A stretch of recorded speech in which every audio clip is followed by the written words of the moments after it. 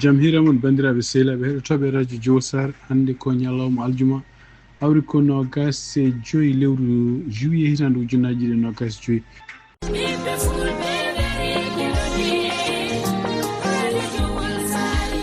radio Juillet international dole lingu gondia kono dole radio Juillet ko hettuyankoɓe mum Amérique, Asie, Océanie, Europe, Afrique no keɗo radio Juillet international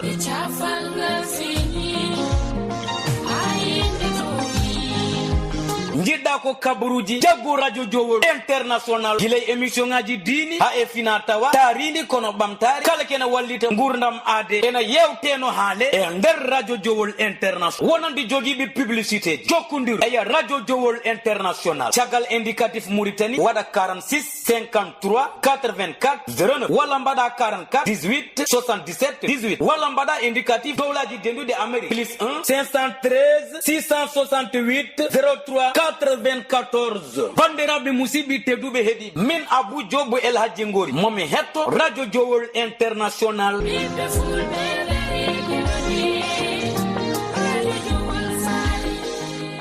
bandiraɓe sehlaɓe heɗotoɓe radio Juillet jamhira donc meftande habaruji men toon tatasin puɗɗoɗen ɗum noon ko tungnade ko kamɓe NPR koɓe reporti ɓe mbi wonde ko journal biyeteɗo Wall Street Journal haali e wonde ko kamɓe FBI ene wayno ɓe kalnino kanko Donald Trump kila lewru men wonde ko inde makko nena e ɗiɗo dossier ji kalteɗi ko fate Jeffrey Epstein ɗum noon ene wayno ko kanko Donald Trump e nder kadi ko jaabidiri hannde journaliste uji ɗum noon taw komo joli avion fayi toon to Scotland ton fayi toon to Grande Bretagne o wi wonde ko meeɗan haalde ɗum ɗon ko jiiɗa e ɗum ɗon kadi Wall Street Journal reporti wonde ko kamɓe républicain ji surtout toon to jeeyaɓe toon to suudu représentant ene wayno eɓe jogui caɗele oɗo saha joni pour ko fati ɗiɗo habaruji parɗe Jeffrey Epstein woni maɓe puɗɗima ene continue hande wiide wonde ko dossier ji parɗe makko kanko Jeffrey Epstein fof yo jaltini kono wonemaɓe woni maɓe ko puɗɗi yatirde caggal sibabude tawde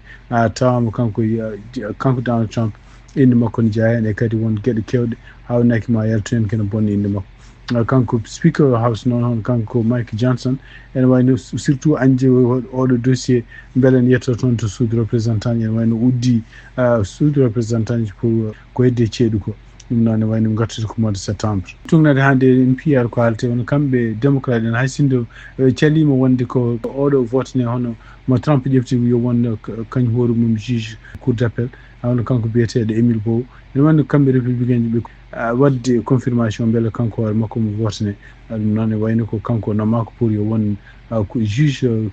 court circuit appel ɗum noon ko nomination ene wayno ko ɗo e hedde koyde gurdam makko ko so welama ummade on ummotako toon ko jiiɗa e ɗum ɗon en kadi ene wayno ko kanko Ghislaine Maxwell ɗum noon ko neɗɗo jadannoɗo e kanko Jeffrey Epstein o wawi fottude hannde kadi e adjoint ministre de piɗiɗo ko fate justice leydi ndi hono kanko Tade Blanche ɗum noon poti kadi ko toon to Florida ɗum noon tungnade hannde ko CNN reporti pottital mabɓe hawnaki ko hunde kadi jogorɗe ɓeydande hono kanko ko Ghislaine Maxwell caɗele sibabude won yimɓe hewɓe kolata ko holko jogori haalde ko ɓeydi sogdemo toon to kaso gonɗo toon Florida fof ko sibabude kanko hoore makko o arino toon to congrès o wawi kadi e nden oɗon saha kadi o wawi tawede wonde ko kala ko haala ko wona gonga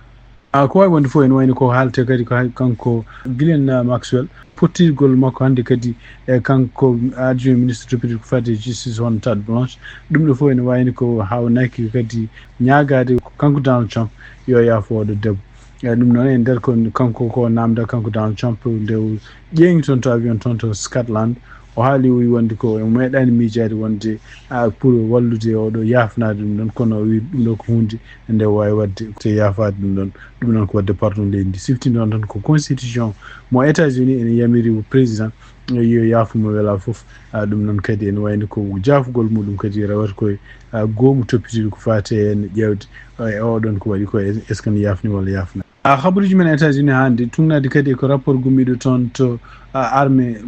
wayno ko ɓe mbi wonde ko organisation biyeteɗo NORAD noon ko organisation mo ganduɗa kamɓe États-Unis e kamɓe Canada eɓe ndendi ɗum pour rende weeyoji gonɗi e dow mabɓe ɓe mbi ɓe mbawi yiide wonde ko avion mawɗo ene rewi e weeyoji mabɓe ɗum noon ko toon to tolno Alaska ɗum noon waɗi ko ñande nogas ɗiɗi lewru juillet hitande ujunaji ɗiɗi nogas joyyi oɗon avion kadi ene wiide mabɓe avion militaire mawɗo kañum hoore mum biyeteɗo Topelov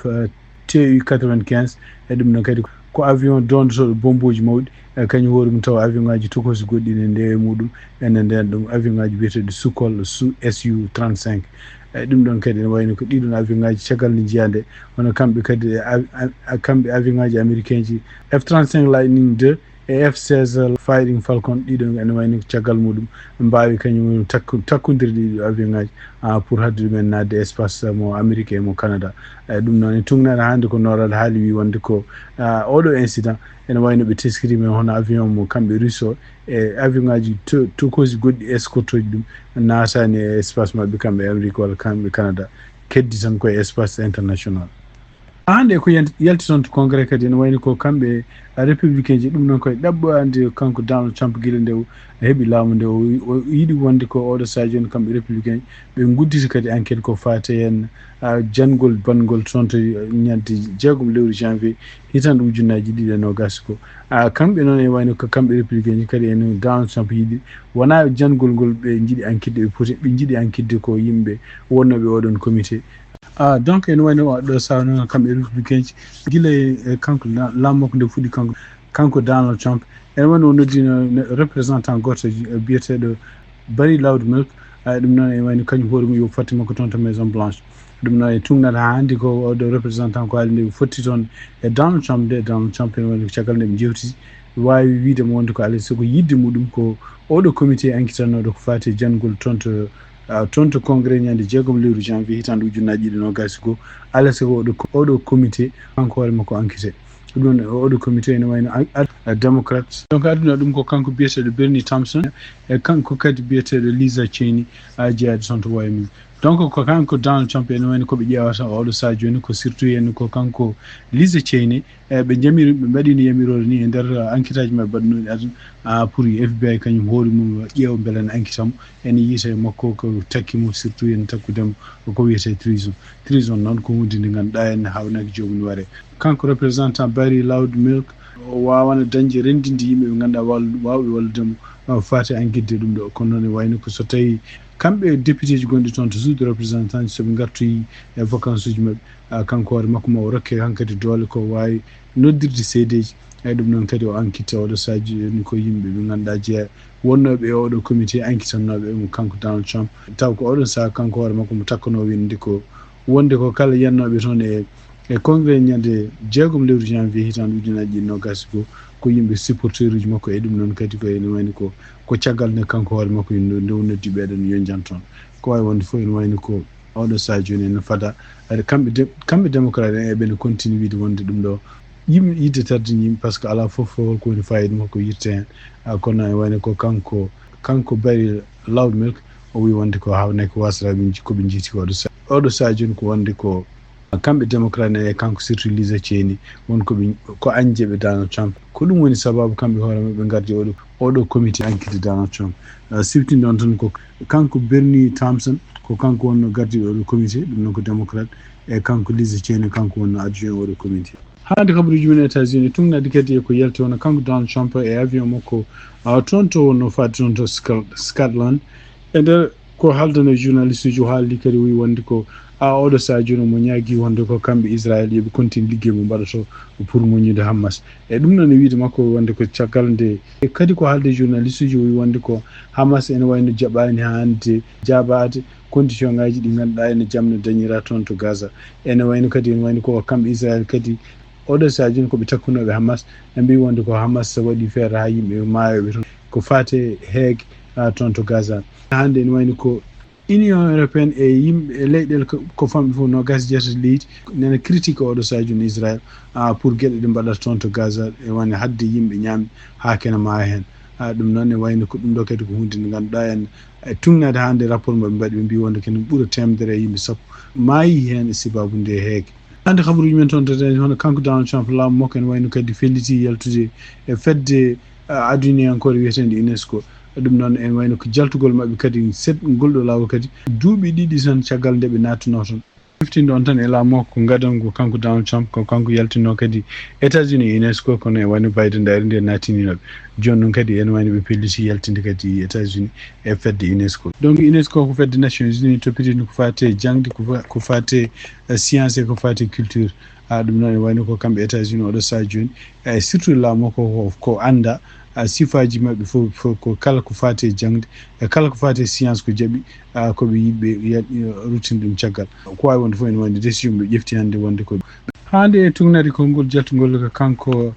Tom Homan ɗum noon ko gardinaɗo ko fati e caɗele toon to frontiére uji programme mawɗo mo kanko Donald Trump mo ƴefti pour yaltinde immigré ji ɗo e États-Unis e nder ko jokkodiri e CBS e kadi e Fox News o haali wi wonde ko ene wayno ko États-Unis aada muɗum ene jogino aada kala nde nangi sukaɓe walla kala nde nangi yimɓe ne gonde sukaɓe surtout ene ɓe ganduɗa ene jettaki duuɓi 14 walla ko wayi noon ene kewno ko nangude ɓeɗon sukaɓe nelda ɗumen to département santé e département services humains kono noon en wayno ko oɗo saha joni hono kamɓe gardoɓe frontiére yo oɗo saha joni e immigration ɓe mbi wonde ɓe ƴefti option goɗɗo pour wonde kala cukalel jarogol duuɓi 14 walla ko ɓuri ɗum ɓe jinaɓe men nangga ɓe dokka ɗumen option pour so tawi ɓen jiiɗi nawtede leydi to jinaɓe men gummi toon ɓe nawta ɗumen toon so tawi ɓen jaɓani ene wayno ɓe natti transfert ɓeɗon pour département ji santé walla département ji service humain ɓe mbaɗa ɗum hen koye kasoji no jinnaɓe mbaɗirani ɗum noon gati ko haala kanko Tom Homan o haali ɗum siftindo noon Tom Homan ko neɗɗo mo ganduɗa kanko Donald Trump mo gembi pour ko fata e toppito ko fata e immigré ji walla nanggude ɗumen e gueɗe mbaɗe noon ɗo e États-Unis ko ɗum woni ko yalti hannde e page maɓɓe kamɓe Homeland Security e kadi yalti toon nde CBS News entretien mo wadde e journaliste uji to CBS. bandiraɓe sehlaɓe heɗotoɓe radio Juillet Sare ko ɗum woni komin jogonno on hannde habaruji e ɗemgal Pulaar siftonɗon tan hannde ko habaruji États-Unis yen mbaali jaam ha janggo kadi so Allah jaaɓi on jarama musidɗo mon Amadou Tour haaldanoye mon